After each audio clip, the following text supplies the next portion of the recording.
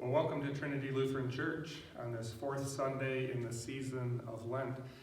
This is probably the first time I've ever stood in front of a empty congregation with one person videotaping, Lisa, and made these kind of announcements and sermon. But here we go. We're going to give it a shot, and you can kind of give me your feedback and let me know how it goes. So a couple of announcements. First, we're planning on coming back officially April 5th, that Sunday, but it looks like, based on the ELCA, our bishop, the World Health Organization, the CDC, that it's probably going to be more like May 10th. So I'm going to have to send out a note to Church Council and try to figure out if that's when we're actually going to meet. But probably shoot for May 10th, which will be Mother's Day. That's kind of the direction we're heading.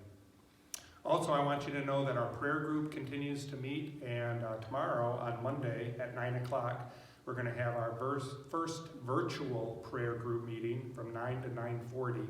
So the prayer group's going to get together via the internet and actually talk to each other and do the prayer group that way. We're also looking at some other options for worshiping and trying to figure out how to either put that online or my friend Chuck Forrester, who's a pastor down in Grand Ledge, actually did it through AM radio.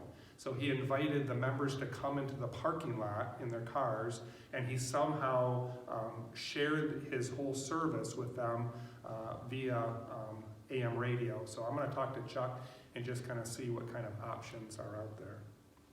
Also, we have informal groups that are checking on our most vulnerable. And so if you would like to add someone to that list, contact me, send me a text, send me an email, call me, and we'll figure that out. We have people who are shopping for people who need shopping needs.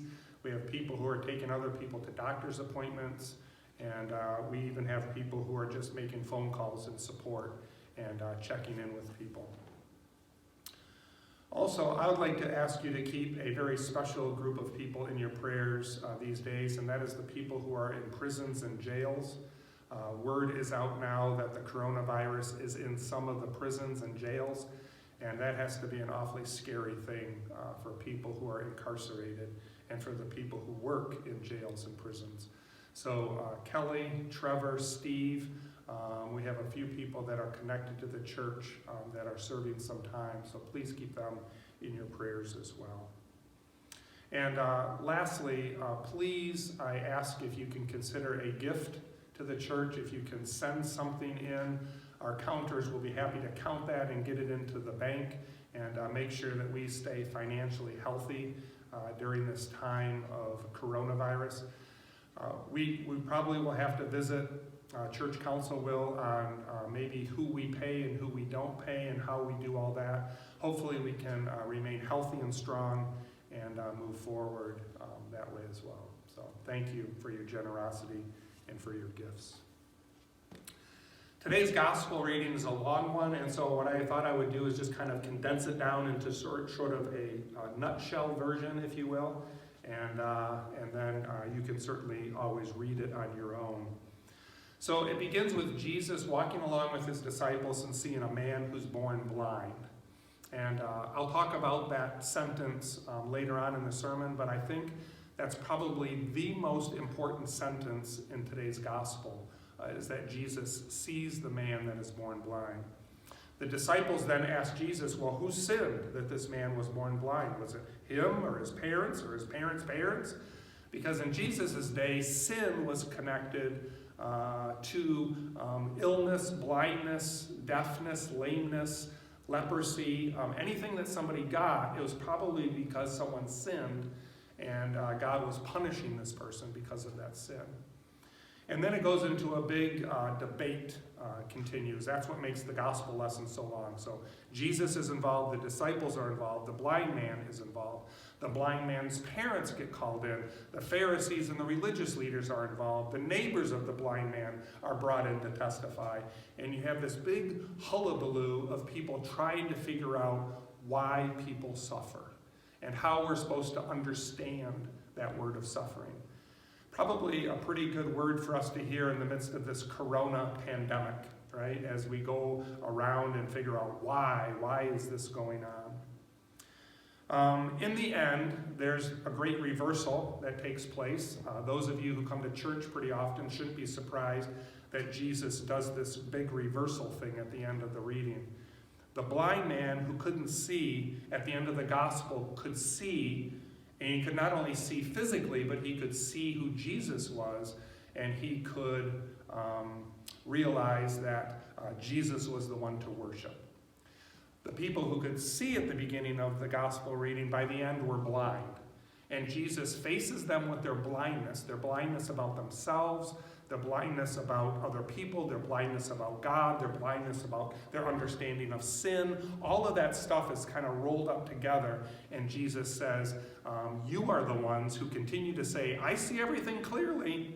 You're the ones who are the ones who end up to be the blind people.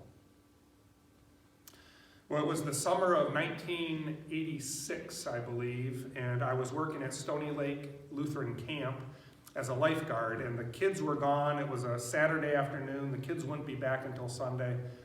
And we had lunch. Everyone left the dining hall, and I went up on the carpeted area of the dining hall, and I thought, I'm just going to take a nap. I'm exhausted. So I leaned back, and I fell asleep. The problem was I fell asleep with my arm somewhat like this. And as I slept, unbeknownst to me, my hand, my arm, all the way up to my shoulder became completely numb. And I fell asleep like this. I woke up kind of groggy. I started looking around. And as I looked up to my left, I realized that somebody's hand was hanging over my head, and I didn't think there was anybody else in there. So I slowly grabbed the fingers of the hand, and I took it off my head, and I realized it was my arm. And so I tell you that story because I think one of the things that Jesus is reminding us of in today's gospel lesson is that so often we think it's somebody else, but actually where we should really begin with the truth and with change and with judgment and with grace is beginning with ourselves. So today's gospel lesson, we might say, is all about seeing. The word is used in one phrase or another 17 times in today's gospel reading. Seeing, and more specifically, how we as people often fail to see God because we're focused on other people and making our judgments, and we become too worried about being right and about being perfect. So often Jesus seems like he challenges the perfect people the most, right? Brene Brown says, wouldn't it be nice if we were so perfect that we could be bulletproof? So other people's judgments, other people's comments, other people's opinions, other people's stances on issues, they would all come into us, and since we were perfect, we could just knock them off like we were in Return of the Jedi, kind of pew, pew, pew, and we would knock off those judgments, and we would just be able to remain standing and say, I was right after all. We sing the hymn, Amazing Grace, and we say somewhere in the hymn, I was blind, but now I see. But the truth is that most of us are not very good at admitting our own blindness. We would rather sing, instead of I was blind, but now I see, we'd rather sing I was fine, but now I see a little bit better. Because God has come into my life and he has blessed me with great faith, and so now it has enhanced me to be even more right and even more perfect. Today's gospel lesson, as I said, begins with these words. As Jesus walked along, he saw a man that was blind from birth. And I think the point of that line, the power of it, is that it is the miracle in today's miracle story. Jesus saw the man that other people didn't want to see, that other people refused to see, that other people couldn't see. Jesus actually stopped and saw the man that was born blind. That's the miracle. That he goes on to heal the blind man is really just a bonus, I think. The real gift is that God sees us, especially when all the other people saw this man as simply a beggar, or the blind man, or a disability, or a sinner. Whatever that category is, we put people into so we don't have to see them, so we don't have to engage with them, so we don't have to feel vulnerable around them, and so we don't have to look at our own sin, at least very closely. I know that you and I love to believe that our judgments of other people are always fair and accurate. But the truth is, we often only see what we're comfortable seeing. We often only see what we expect to see. And so we stay within our comfort zones, and we just are able to sort of venture out in little ways, but only places that we feel comfortable. Once again, I think Christ shoves us out of our comfort zones. He pushes us out of our comfort zones so that we will see other people who need to be seen.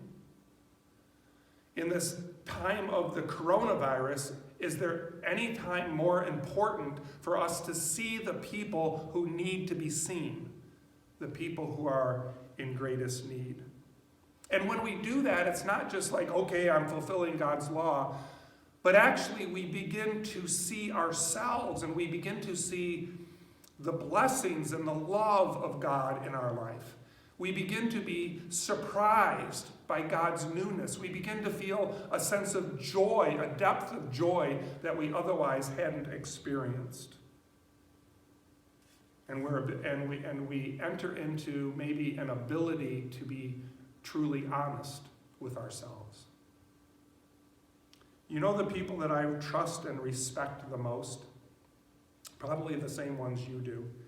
They are the ones who spend more time admitting their faults and their shortcomings and less time trying to convince other people that they're right.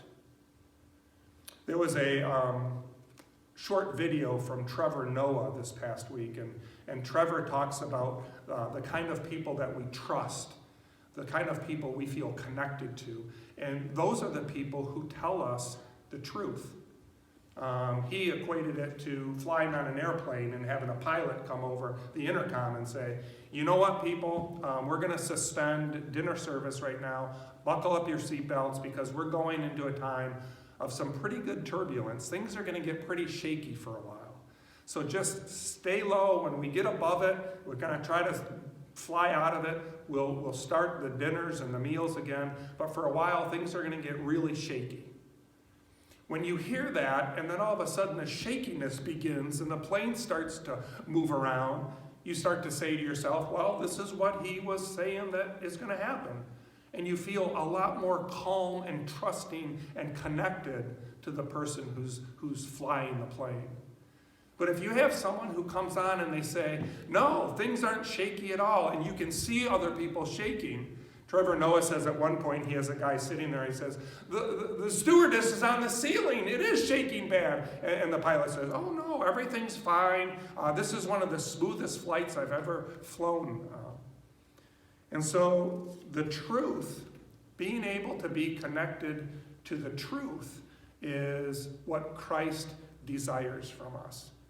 And the way that we begin being connected to the truth is by starting by being honest with ourselves and being honest with others. So today, Jesus invites you to forget what you're looking for and to begin to see what really is. Your expectations, what you expect to see, what you think you're looking for, he says, just set that aside for a moment and try to just observe things the way they really are. And you will see the needs of other people, and you will see the blessings, the way other people bless you, and you will see God's work out in nature, and you'll be surrounded by what really is. Because in the end, this is the message I think Jesus gives to us today. In the end, there's much more to see than what you're looking for. There's much more. So your expectations, maybe set those aside for a while and begin to experience the bigness of God's blessings. There's more to see than you're looking for in yourself and in other people and in God and in this world. So I'd like to end this by inviting you to take some time this coming week. Take some time to reflect on the people that you refuse to see. And if you say, well, Pastor Rick, there's not really anybody that I refuse to see, then Jesus tells you, fantastic. If there's nobody that you refuse to see, you're doing great. Your refusal to see is almost complete. And you, my friend, are almost a Pharisee. That's where we don't want to end up. We want to end up in a place where we're at least vulnerable to say, yeah, there's some people that I just put down, or there's some people that I ignore, or there's some people that I really don't want to spend time with. Whether you call them enemies or just people who have hurt you in the past, God invites you to spend some time this week reflecting on your inability and unwillingness to see them. Because when you risk seeing them, you will be blessed by God.